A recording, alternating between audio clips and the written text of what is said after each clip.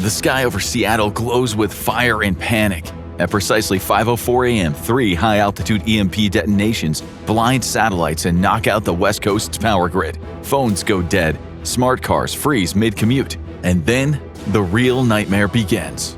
Cruise missiles, dozens of them, tear across Puget Sound, striking airfields, data centers, and power substations. Drone swarms buzz in from the Pacific, jamming radars and seeking out targets with terrifying precision. As the city reels, Russian commandos disguised as dock workers launch coordinated attacks on ports and infrastructure. Behind them, a Chinese amphibious force begins offloading troops and armor straight from retrofitted cargo vessels. Surveillance balloons hover high above, like ominous moons, feeding enemy commanders real-time imagery. It is the unthinkable made real. The Homeland has been hit.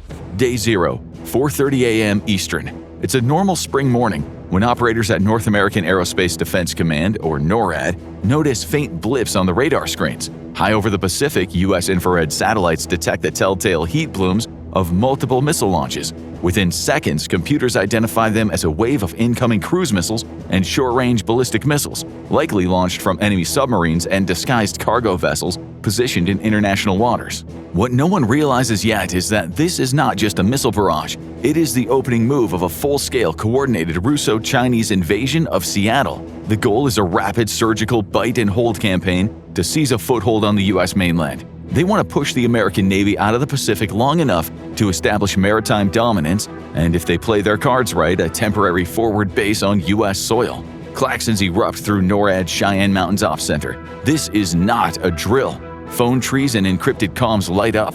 In Washington, D.C., the president is urgently awakened and rushed toward a secure bunker as aides relay the staggering news. Day 0, 4:37 a.m. Eastern. Across the country, just 7 minutes later, Air Force and Air National Guard units spring into action. At least 16 air bases have fighters on strip alert under Operation Noble Eagle, the post-9/11 Homeland Air Defense mission. In Fort Worth, a pair of F-16s soar into the sky before their pilots are even fully awake. From Massachusetts to Hawaii, Ready Alert jets, F-15 Eagles, F-22 Raptors, and FA-18s from Navy stations are airborne within minutes, vectoring toward potential threat vectors. Their immediate task is to intercept enemy aircraft, shoot down inbound missiles, and identify any possible follow-on threats. NORAD and the FAA jointly issue a national ground stop on all civilian flights, 9/11 style, but this time to clear the skies for what may become a prolonged air war over U.S. soil. Day 0, 4:45 a.m. Eastern. The first wave of missiles slams into the U.S. mainland, or are shot down trying. Aegis-equipped destroyers off both coasts engage with SM-3 interceptors. In Florida, a Patriot battery outside MacDill Air Force Base lights up a cruise missile in a fireball over Tampa Bay. But not everything gets stopped. On the West Coast, the assault is brutal and coordinated. Cruise missiles strike early warning radar arrays in Northern California. Joint Base Lewis McChord outside Tacoma, Washington, is hit hard, losing airstrip capacity for hours. The port of Seattle is rocked by 3 precision strikes. A massive explosion ruptures the I-5 corridor just south of downtown, sending an overpass crashing onto the freeway. Drone swarms launched from submarines and container ships descend on Seattle's tech district and emergency response centers. In total, roughly 30 enemy missiles hit U.S. soil. The damage is significant. An oil refinery burns, radar systems are temporarily blinded, and communications are strained. But the strategic surprise fails. Key American assets are still standing, and the defense establishment is already adapting. Day 0, 5:30 a.m. Eastern. U.S. Northern Command, U.S. Northcom, based in Colorado Springs, takes the reins. DEFCON levels are raised to DEFCON 1, the highest level of alert, never before reached in U.S. history. Combat air patrols begin orbiting critical locations: Washington, D.C., New York City, NORAD, Silicon Valley, and nuclear missile fields in the Midwest. But now all eyes are on the Pacific Northwest, where the 7th Infantry Division, 1st Corps Headquarters, Air Force units at Joint Base Lewis McChord, and a few Army Special Forces teams are all that stand between the enemy and everything beyond. Backed by assets from nearby naval air stations, it is a thin line of defense, and the stakes couldn't be higher. Reports confirm that the combined Chinese-Russian force has landed at Elliott Bay in Seattle, with amphibious armor rolling off converted cargo vessels under drone and missile cover. Russian Spetsnaz teams in disguise, already pre-positioned, initiate sabotage on bridges and ports. A Chinese carrier task force has pushed into the eastern Pacific, supported by long-range bombers and destroyers fanning southward toward California. The strategy is a classic bite and hold. Seize a key urban center, deny the U.S. access to the Pacific, and use the chaos to push for a negotiated endgame, all before the full weight of American firepower shows up to ruin the plan. Coast Guard cutters and naval littoral combat ships surge toward coastal defense positions. Meanwhile, the 82nd Airborne Division at Fort Bragg and the 101st Airborne at Fort Campbell are placed on 4-hour standby. The president, speaking from a secure location, addresses the nation. #Attack on America and #World War III trend on social media within minutes. TikTok is filled with footage of F-22s screeching over downtown Seattle and fires raging at the port before the cell towers go down. Day 0, morning. As daylight spreads across the U.S., military intelligence builds a clearer picture. The attack isn't just an act of terror, it's a campaign. A coordinated, multi-domain trans-Pacific operation aimed at toppling American naval superiority and establishing temporary occupation of U.S. soil. Enemy forces are launched from multiple platforms: submarines off the coast of Alaska, converted cargo ships near Hawaii, and mid-range bombers operating from the Kurils and Chinese-claimed islands in the South China Sea. There's even a diversionary attack across the DMZ by tens of thousands of North Koreans. Intelligence reveals that in the days leading up to the strike, the enemy orchestrated a massive series of diversionary exercises in the South China Sea and Arctic. They were all designed to pull U.S. carrier groups away from the mainland. Simultaneously, waves of cyber attacks crippled early warning networks, disrupted satellite feeds, and jammed critical communications. American recon assets were briefly blinded, opening up a narrow window for the assault fleets to approach undetected. Early signs suggest that this new axis of upheaval has bet everything on seizing the Pacific and pushing American forces inland, and fast. Despite the unprecedented nature of the attack, U.S. resilience holds. Continuity of government protocols activate. Secure networks reroute traffic. Critical command infrastructure deep beneath Cheyenne Mountain and Raven Rock remains intact. This will come back to haunt the invaders. Day 0, 12 p.m. Eastern. By the afternoon of the first day, the Pentagon now sees the bigger play. Enemy amphibious forces have seized Seattle, and naval movements suggest follow-on targets could include the California coastline or Alaska. The Navy responds. Second Fleet races to reinforce the Atlantic coast against any secondary assault.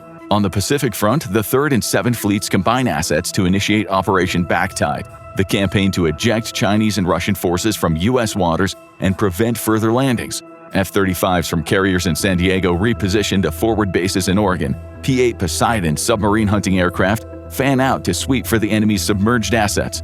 B-52s from Barksdale Air Force Base and B-1s from Ellsworth prepare for standoff strikes on suspected amphibious command vessels. On the coast, active-duty Army and Marine units rush north to reestablish a perimeter around Seattle. Meanwhile, National Guard units in Washington, Oregon, and Idaho are activated to reinforce and evacuate civilians from projected fire zones. By the end of the first 24 hours, the battle for Seattle is raging. But the United States is not broken. The Homeland has taken a hit, but not the kill shot. Day 1. By the end of the first full day of the attack, the United States shifts into an unprecedented defensive posture. The last time America geared up on this scale was after Pearl Harbor in 1941, but even that mobilization was for war overseas. Now Seattle is occupied, the West Coast is bleeding, and the Homeland itself is the primary theater. The president invokes the War Powers Act and declares a national emergency. All 50 state governors activate their Army and Air National Guard units. Nearly 325,000 Army National Guard soldiers and almost 105,000 Air National Guard airmen are called up, swelling the ranks of defenders. These citizen soldiers take up defensive positions guarding critical infrastructure, bridges, power plants, communication hubs, and government buildings. In New York City, guardsmen man sandbagged nests across key bridges. In Washington, D.C., additional barriers and checkpoints go up around the Capitol and Pentagon. But out west, it's different. The war is right outside. In Portland, troops dig in along the I-5 corridor. In Spokane, air defense batteries sprout around airports. From Eugene to Bellingham, everything is on the line. Seattle, still burning in places, is now a contested urban zone. Joint Base Lewis McChord, battled by missiles on day 0, is under partial enemy control, and American units scramble to hold territory south of Tacoma. Civilian evacuations are ongoing, often under drone fire. The goal for the enemy forces is clear: dig in, disrupt reinforcements, and hold long enough to establish a logistical lifeline across the Pacific. The federal government seizes strategic industries under the Defense Production Act, redirecting fuel to military convoys, converting civilian airliners for troop transport, and shifting factories to round-the-clock munitions and drone production. Civilian air travel remains suspended. Officials are relocated to Cheyenne Mountain, Raven Rock, and other continuity of government sites. Congress meets via encrypted video link, half of its members framed by concrete walls and fluorescent lighting. Domestically, unrest flares near the attack zones. From Sacramento to Salt Lake, sudden waves of refugees test patience and supplies. Curfews are declared in 48 counties along the West Coast. Panic buying empties shelves across the West on a scale not seen since the toilet paper panic of COVID. Day 2. In America, 393 million citizens privately own firearms. Law enforcement quietly coordinates with militias and gun clubs to create local quick reaction forces. The enemy has occupied one U.S. city, but the rest are loaded, locked, and spoiling for a fight. With the initial chaos contained, the military shifts focus to fortifying what's left of its beachheads. The top priority zones are the Pacific Coast, the Alaska-Aleutian Corridor, where Russian long-range patrols are actively probing U.S. defenses, and the southwest border. Intel warns of enemy-aligned paratroopers potentially slipping in through cartel-run smuggling routes. The Olympic Peninsula becomes a militarized zone, with coastal artillery batteries emplaced to deny naval access to Puget Sound. Navy SEALs and Marine Recon patrol the San Juan Islands, hunting enemy spotters and submersibles that may have dropped off saboteurs. The U.S. Marines string camouflage javelin and tow launchers along cliff faces, overpasses, and boardwalks. Helicopter units fly interdiction patrols up and down Highway 1, watching for infiltrators trying to outflank the main defense lines. It's rugged terrain, but nothing now is outside the realm of possibility. Major West Coast cities issue partial evacuation orders. Seattle is under duress, but now Los Angeles, San Francisco, and even Anchorage prepare for the worst. In the east, the 10th Mountain Division moved south from New York to reinforce the Carolina coast. The 82nd Airborne remains on standby, its paratroopers sleeping next to their jump bags waiting for the call, likely to Seattle, where every hour counts. By the end of Day 2, over 250,000 active-duty troops are arrayed around U.S. coasts, supported by hundreds of tanks and armored vehicles in layered defensive belts. Eyes in the sky, AWACS, drones, and satellites knit together the battle picture. There is no surprise left. Now it's war. Day 3. While the battle for Seattle rages in the north, the enemy tests a new front. In the pre-dawn gloom, a second enemy amphibious task force attempts a diversionary landing near Vandenberg Space Force Base in California. The idea is to split U.S. attention, draw forces away from the main theater, and possibly seize a valuable target on the Central Coast. Fast attack craft and modified helicopters skim low over the water, racing toward the airfield, but this time U.S. forces are ready. Avengers and FIM-92 Stinger teams paint the sky with flaming streaks. Choppers spiral into the ocean. AC-130 gunships, protected on all sides by squadrons of F-35s, shred boats and commandos alike.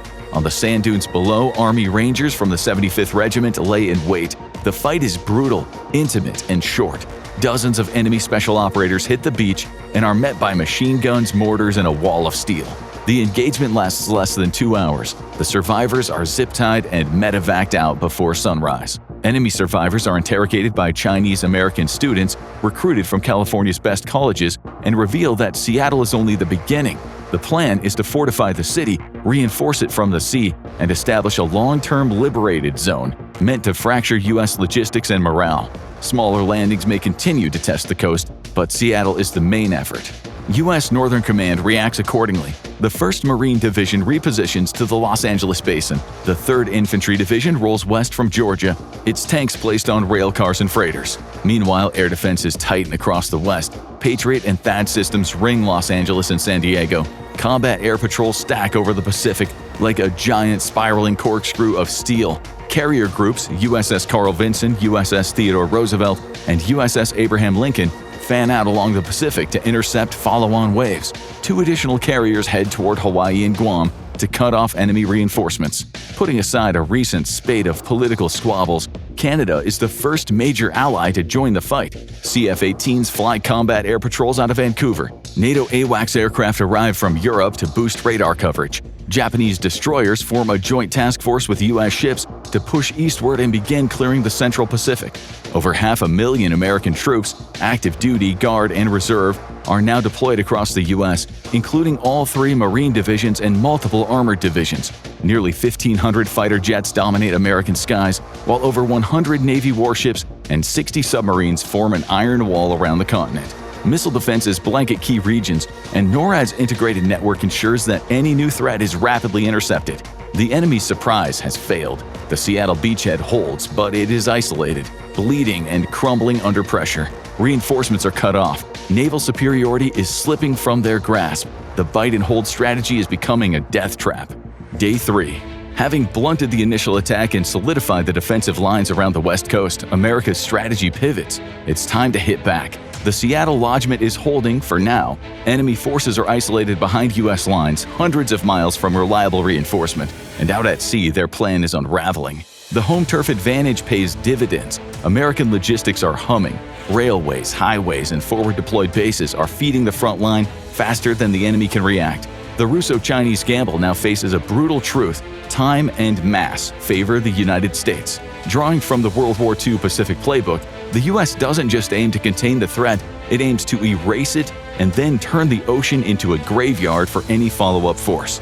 Day 4. At dawn on Day 4, America unleashes hell.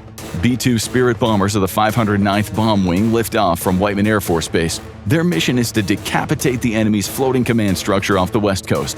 The stealth bombers ghost across the Pacific, nearly invisible to radar, before releasing precision JDAMs directly onto 2 Chinese and Russian command and control ships. Simultaneously, B-1B Lancer bombers from Dyess Air Force Base swoop in low and fast from the southern corridor, each carrying a dozen LRASM anti-ship missiles. At a pre-programmed range, they unleash their payloads, sending dozens of autonomous sea-skimming killers racing toward enemy destroyers and troop transports. From beneath the waves, Virginia and Los Angeles-class attack subs, staged near Hawaii and the Channel Islands, fire volleys of Tomahawk cruise missiles. These strike not only naval assets but also the floating pontoon resupply bases the enemy had begun building to support their occupation of Seattle. Off the coast, the controversial, underperforming USS Zumwalt has its day in the sun, raining down hypervelocity rounds on enemy ships attempting to sneak reinforcements toward Oregon, obliterating the superstructure of a Russian landing vessel from 1,500 nautical miles away. The enemy is outgunned, outflanked, and increasingly out of options. By midday, the enemy Pacific Fleet is in shambles. Infrared feeds show ship after ship burning, breaking apart or retreating at speed. An enemy aircraft carrier takes multiple hits and lists fatally, becoming a floating wreck. 2 transport ships carrying armor for a planned second landing near Coos Bay are vaporized before they reach landfall. By nightfall, the organized invasion is effectively dead at sea. Day 5. Despite the naval bloodbath, a desperate remnant of the enemy plan pushes forward. In a desperate bid to salvage their crumbling offensive, a reinforced enemy Marine brigade lands at Huntington Beach, just south of Los Angeles. Before dawn, landing craft and low-profile armored hovercraft churn through the surf under covering fire. Explosions rake the boardwalk. Hundreds of enemy troops spill onto the sand, overrunning a beachfront hotel and hoisting their flag over its shattered balcony. Civilians scatter under gunfire as drone footage captures the eerie sight of foreign armor crawling down Pacific Coast Highway. For a few chaotic hours, it looks like the enemy might carve out a second beachhead. But the illusion of success vanishes by midday. The 1st Marine Division, based just 60 miles south, surges into action with the California National Guard at their side. M1A1 Abrams tanks slam into the invaders from the north, while Army Stryker brigades close off escape routes from the east. Apache helicopters hover low, raining down Hellfire missiles as AC-130 gunships orbit above. By nightfall of Day 5, the Huntington incursion is crushed. A few desperate holdouts hole up in parking garages and a Target store, but Marine fire teams sweep them up by morning. Drones broadcast footage of disarmed, zip-tied prisoners slumped on the boardwalk. It's the first time a foreign ground force has flown its flag over a major U.S. city since 1814, and it lasted less than a day. Day 7.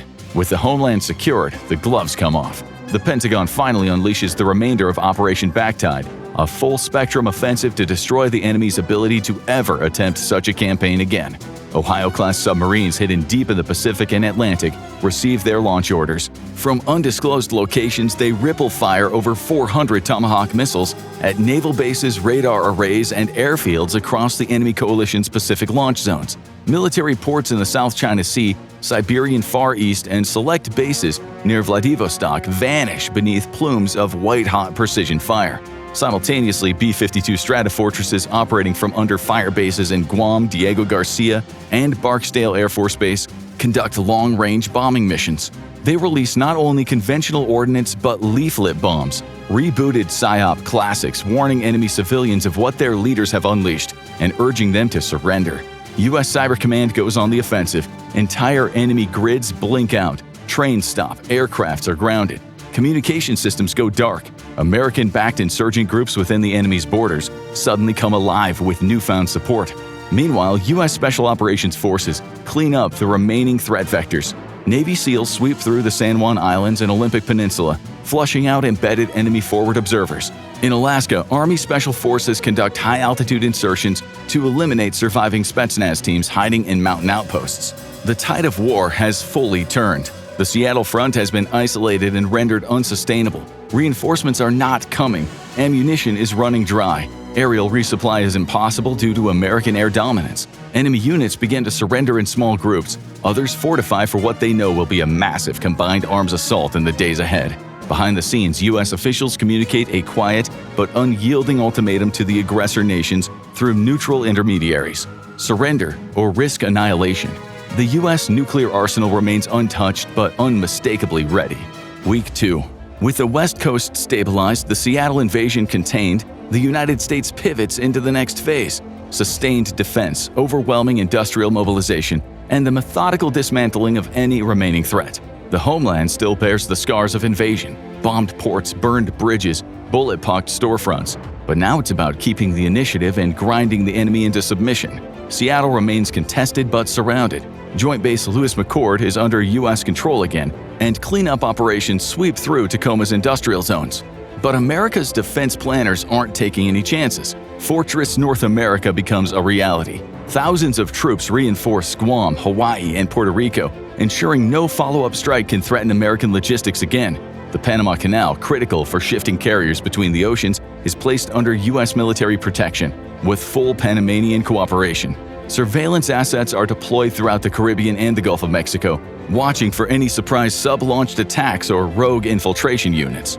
The Rio Pact is activated. Canada, already all in, reinforces Vancouver and Nova Scotia. Mexico deploys elite counter-cartel troops to secure its northern border and cooperate with U.S. units in California, repelling enemy infiltrators. Brazil and Colombia offer basing rights for reconnaissance flights and naval refueling. On the home front, the Space Force begins to prove its worth. Quick-launch surveillance satellites replace those lost in the early ASAT attacks. GPS and comm satellites are hardened and monitored 24/7. DARPA's satellite-hopping prototypes are accelerated. An entirely new layer of resilience now orbits the Earth. Along U.S. coastlines, a mesh of over-the-horizon radar and aerostat blimps stretches from Baja to British Columbia. The Civil Air Patrol and private drone enthusiasts patrol the skies. Local sheriffs coordinate boat owners for low-tech coastal surveillance. America's so-called weekend navy of retirees and fishermen. It's a total defense, total effort. Week 3. Backed by the full authority of the Defense Production Act, America's industrial might kicks into high gear. Detroit retools overnight. F-150s pause. In their place are Strykers, Humvees, and Abrams parts. Boeing shifts its commercial production to stealth drones and strike packages. Lockheed's facilities now run triple shifts, with F-35s rolling out in numbers that would make Cold War planners weep with joy. Shipyards in Virginia, Maine, and Mississippi roar to life. Crews sleep in tents beside dry docks. Every damaged cruiser, destroyer, and littoral combat ship from the Seattle theater is repaired or refitted on the East Coast, still relatively untouched by the enemy. New hulls are laid down in weeks, not months. Even older mothballed ships are reactivated under a modernized Victory Fleet program, equipped with modular missile pods and AI-based threat tracking. The Selective Service is quietly reactivated. Draft notices don't go out broadly yet, but specialists are called. Linguists, cyber experts, mechanics. Still, volunteer enlistment skyrockets. Boot camps overflow. Veterans re-enlist. Energy and agriculture stay stable, thanks to the geographic luck of an intact homeland. There is no famine or fuel shortage, but Americans willingly shift into war mode. Fuel is rationed, lights dim earlier, Victory Gardens sprout in the suburbs. Meanwhile, the Pentagon's black budget labs go white-hot. DARPA rolls out deployable microdrones for urban surveillance. AI-powered threat assessment tools are tested in live scenarios around Seattle. Prototype loitering munitions see field trials outside Tacoma. Small, smart, and deadly accurate. Silicon Valley, mostly spared from the early missile strikes, shifts gears too. Tech bros become digital defense contractors overnight. Logistics AIs are spun up to route supply chains with precision. Coders rewrite battlefield communication systems on the fly. Cybersecurity firms swarm every U.S. network like white blood cells. And the world has seen enough. NATO Article 5 has been fully activated. UK warships join U.S. carrier groups in the Atlantic, chasing down what's left of the enemy's transoceanic support flotilla. German and French fighters rotate through Iceland and Nova Scotia. Polish troops redeploy and train alongside Americans in the Indo-Pacific, preparing for expeditionary joint missions. In the Pacific, Australia and Japan become strategic linchpins. Australian F-35s fly long-range patrols over Micronesia. Japanese destroyers team with U.S. 7th Fleet assets to wipe out remaining enemy submarines near the Kurils and Taiwan Strait. Global sanctions obliterate the invaders' economic lifelines. Even formerly neutral nations freeze trade, expel diplomats, and join in coordinated cyber and financial strikes. In the enemy's capital cities, empty store shelves and rolling blackouts cause unrest. The war they thought would break America is now breaking them. Week 4. Back home, life finds its new normal. Schools reopen with armored buses and emergency drills. College students stream into ROTC programs. National holidays now come with speeches and flyovers. The war has become a part of daily life, but it hasn't crushed it. If anything, it's clarified what matters. Despite growing confidence, U.S. defense planners remain on high alert. Intelligence suggests the enemy may attempt a rogue special operations mission or even a retaliatory missile strike out of desperation. Patriots, THAADs, Aegis Ashore batteries, and NASAM systems ring every major city. Israel shares Iron Dome technology. DC alone has more firepower aimed at the sky than many entire countries. Northern Command initiates mass casualty preparedness drills in every state. Hospitals expand surge capacity. Emergency communication networks are stress-tested. And in the Pacific Northwest, Seattle remains a priority. It's still not completely cleared, but fully surrounded, under constant surveillance and undergoing phased liberation one block at a time. The only thing not returning to normal is the defense posture. That's permanent now. Fortress America has emerged not just as a doctrine, but a reality. End of Week 4. A month into the enemy's ill-advised experiment, American forces are still surging outward. Supply lines are humming. Allies are aligning. The war may still have chapters left, but the strategic trajectory is no longer in doubt. Whatever comes next, be it negotiations, collapse, or deeper conflict, the United States now dictates the pace. Its enemies are reeling and retreating. The bite and hold invasion of Seattle was supposed to shock the world, and it did, but not how the aggressors imagined. Instead of breaking America's will, it reignited it. Instead of fracturing the alliance system, it unified it. The enemy fleet was shattered, their elite forces overrun. Their attempt to hold U.S. territory lasted 6 days, and it ended with zip-tied soldiers in the surf. In military parlance, it was a decisive strategic failure. Now go check out USA and NATO versus Russia and China. Who would win? 2025 edition. Or click on this video instead.